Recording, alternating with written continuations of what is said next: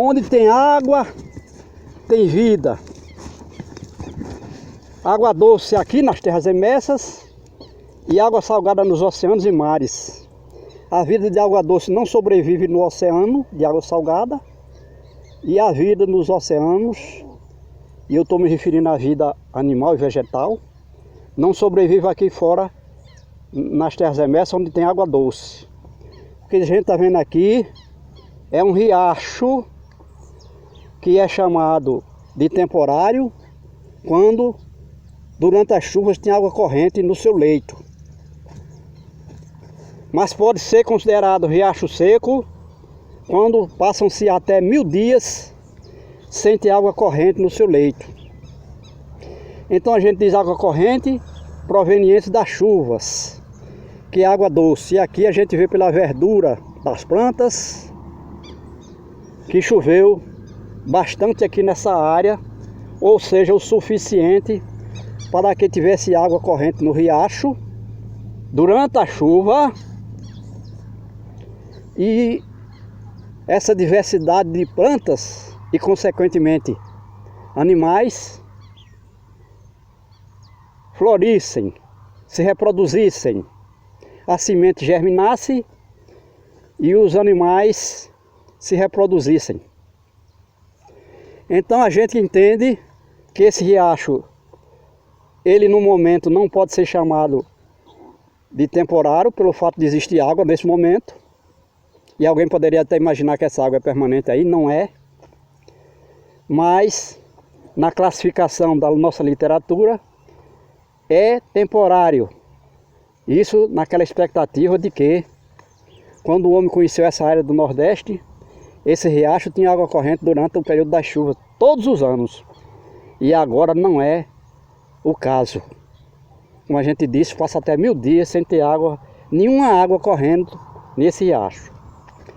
E a gente vê que a maioria das plantas são mais fortes, são mais exuberantes junto às margens desse riacho, porque recebe água que vem dos altos, que escorre aqui por riacho, por gravidade, e a água que vem diretamente da nuvem. Então, junto do riacho, a planta se beneficia mais, recebe muita água.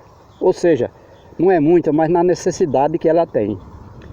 E a gente vai e faz um rodízio aqui e vê o tamanho desse juazeiro.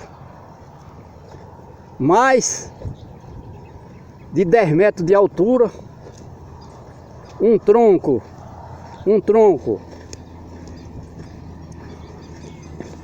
com vários galhos surgindo a partir do chão, que dá mais de 4 metros de diâmetro. Vê que é uma planta muito bem adaptada à situação, o juazeiro. E a gente acabou de mostrar o riacho aqui ao lado, e não tenha dúvida que as suas raízes estão chegando até o riacho, se estendendo até o riacho, onde a disponibilidade de água é muito maior e por mais tempo do que a água que vem diretamente da nuvem, da chuva, que cai sobre a planta ou na área que é coberta pela sua copa. Como a gente está vendo assim, é uma área de mais ou menos uns 100 metros quadrados coberta pela copa. Então a gente vê o juazeiro e vai mostrar aqui o juá já amadurecendo aqui, quer dizer, floriu com as chuvas. Não, primeiro criou folhas, porque isso aí podia estar pelado na época do verão, porque a planta libera as folhas para poder diminuir a dependência da água, ou seja, a água que não existe. Aí criou folhas com as chuvas e depois floriu e depois o fruto, resultado da floração.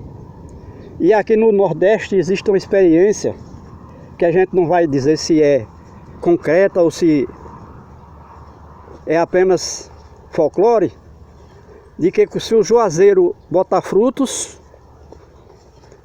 é sinal de que a oferta de chuva está diminuindo. Ou seja, vai acabar o que a gente chama aqui de inverno, que é a estação chuvosa. Porque a gente sabe que ele bota flor também num período seco, porque se a chuva cair na época da floração, a flor vai cair e não se reproduz. E também o juá maduro vai sendo forçado a cair no chão. E nessas alturas o animal que normalmente faz a difusão dessa semente do juá para a reprodução em todas as áreas não vem nem aqui, porque não precisa. Tem comida em todo canto. Então o animal, que é a maioria dos animais daqui que ainda existe da fauna, se alimenta do juá. As pessoas também comem juá. Não é uma fruta muito doce, mas é um pouco adocicada. E como sendo de origem vegetal, mata a fome.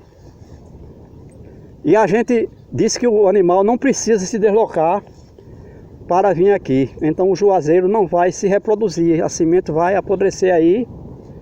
E se nascer debaixo da copa, ela não vai, a semente se germinar, ela não vai crescer, por conta da concorrência com o grande juazeiro, que faz sombra, e as suas raízes vão coletando a água disponível no solo.